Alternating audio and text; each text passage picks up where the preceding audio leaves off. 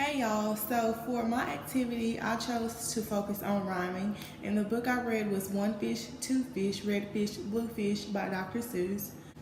The materials needed for the first activity is just a book. So I would just get a rhyming book, and then I would just have my own piece of paper and just, say the words to the students and allow them to repeat after me and then change the beginning sound. So there's really no material needed for the activity.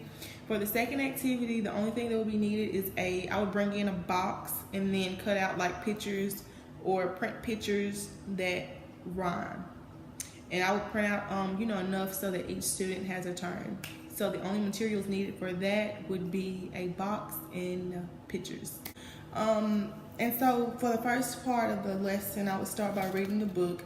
And some of the quotes that rhymed and stuck out to me was some are sad, some are glad, some are thin and some are fat. The fat one has a yellow hat. They run for fun in the hot, hot sun. Oh dear, I cannot hear. And on his hook, he had a book. So these are just a few of the pages that I read from the book that had rhyming words. And so after I read the book to the children, I would get them in a group and allow them to take some of the words and just exchange them for the rhyming words. So, for example, I would say the word sad, and they would say sad. And I would like change the s to gl, and they'll say glad. And so they'll get the idea that the only thing that they're changing is the beginning sound. And I would, inform them that rhyming words have the same middle and ending sound. And so for this one, I would say the word fat, and they would say fat. And I would say change the f to h, and they would say hat.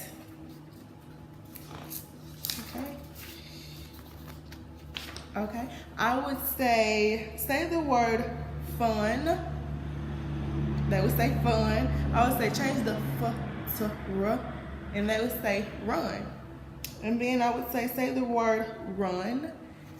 Change the r to s, and the word would be sun.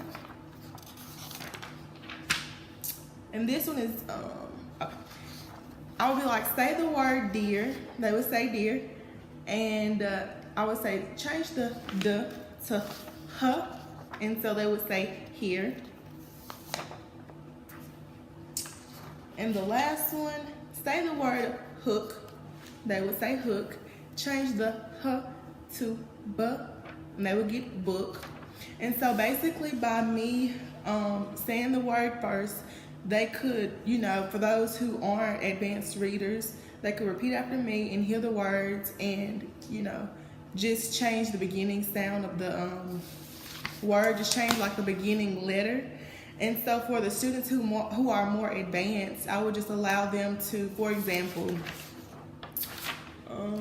give me a word that rhymes with hook and book. And they would say look or took or crook.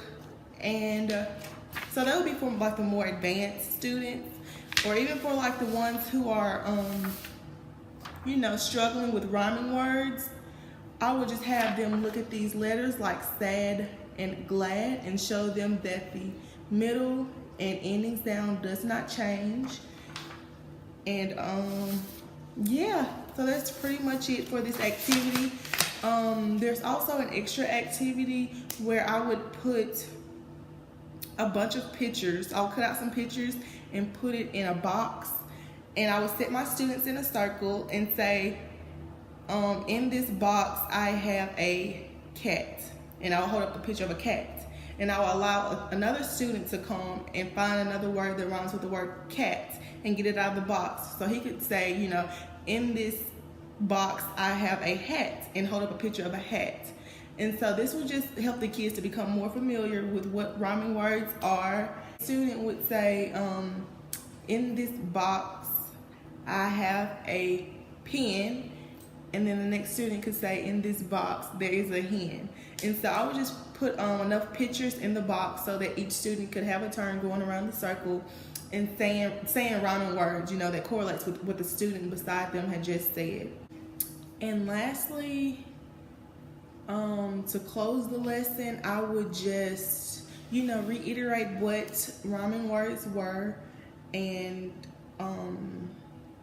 I guess as an exit slip, to close out the lesson, I would tell the students to write down 2 rhyming words. If they had heard it throughout the day, they can use those words, or to come up with a new set of rhyming words, and to kind of see if they understand, like they have an understanding of what rhyming words were, and to just help them to, be exposed to the definition more than once.